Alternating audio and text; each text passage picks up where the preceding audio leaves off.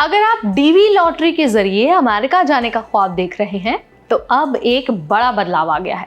दरअसल अमेरिकी सरकार अब कह रही है कि सिर्फ एंट्री भरना काफी नहीं है, अब पासपोर्ट स्कैन भी अपलोड करना होगा।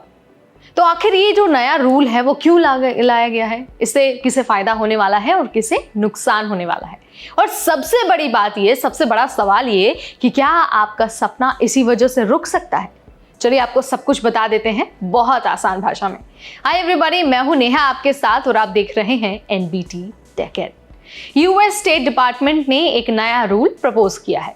इसके तहत अब डीवी लॉटरी फॉर्म भरते वक्त आपको अपने पासपोर्ट की बायोग्राफिक और सिग्नेचर पेज की स्कैन कॉपी अपलोड करनी होगी। आपको पासपोर्ट नंबर भी दर्ज करना होगा, जारी करने वाला देश यानी कि जो इशूइंग कंट्री है वो भी बताना होगा, एक्सपायरी डेट भी बताना होगा।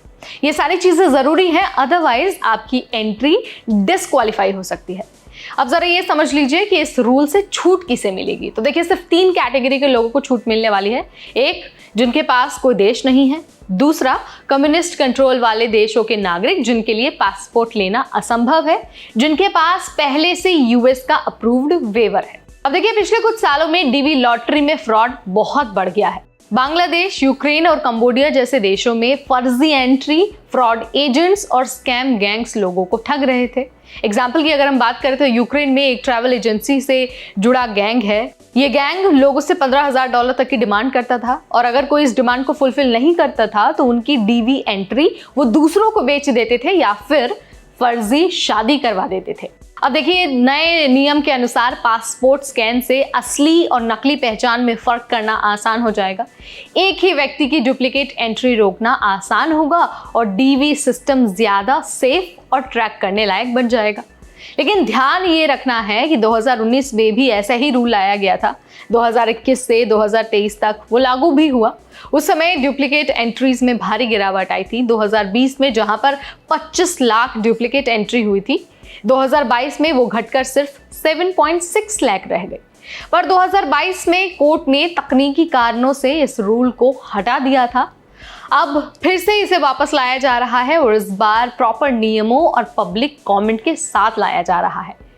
अब देखिए, एक बड़ा सवाल ये है कि क्या ये रूल गरीब देशों के लोगों को रोक देगा। तो देखिए, स्टेट डिपार्टमेंट का मानना है कि डीवी के ज्यादातर एप्लीकेंट्स के पास मोबाइल है। एक सिंगल फोटो से पासपोर्ट स्कैन किया जा सकता है। औसतन पासपोर्ट का खर्च $74 यानी कि 6,000 रुपए होता है। पूरी दुनिया में 25 मिलियन लोग डीवी लॉटरी में हिस्सा लेते हैं। तो ये जो नया प्रोसेस है ना, वो लगभग $38 मिलियन का ग्लोबल बोझ पैदा करेगा।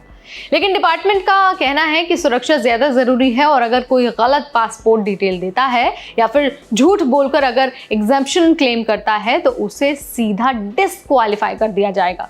अब आपको ये भी बता देते हैं कि इस रूल का एक और फायदा है। फायदा यह है कि अब डिपार्टमेंट पहले से ही चेक कर सकेगा कि आपका जन्म किस देश में हुआ है और आप वाकई डीवी के लिए एलिजिबल हैं या फिर नहीं है। साथ ही साथ अब नाम की वेरिफिकेशन, नेशनल लैंग्वेज स्क्रिप्ट की चेकिंग, सिग्नेचर मिलना और फर्जी पासपोर्ट की पहचान आसान हो जाएगी। इससे पूरा सिस्टम क्लीन बनेगा, सेफ बनेगा, जैसा कि एग्जीक्यूटिव ऑर्डर 14,161 और 14,168 में मेंशन किया गया है। तो भाई, अब डीवी लॉटरी सिर्फ एक फॉर्म भरने का काम नहीं रहा, अब आपको पूरा पासपोर्ट साथ में लगाना होगा। ये बदलाव जरूरी भी है और थोड़ा सा चुनौती भरा भी है। अब देखिए, अगर आप 2026 में या फिर आगे के डीवी लॉटरी में हिस्सा लेने की सोच रहे हैं तो अभी से पासपोर्ट बनवाइए, स्कैन तैयार रखिए और फॉर्म भरते वक्त हर डिटेल सही से फिल करिए।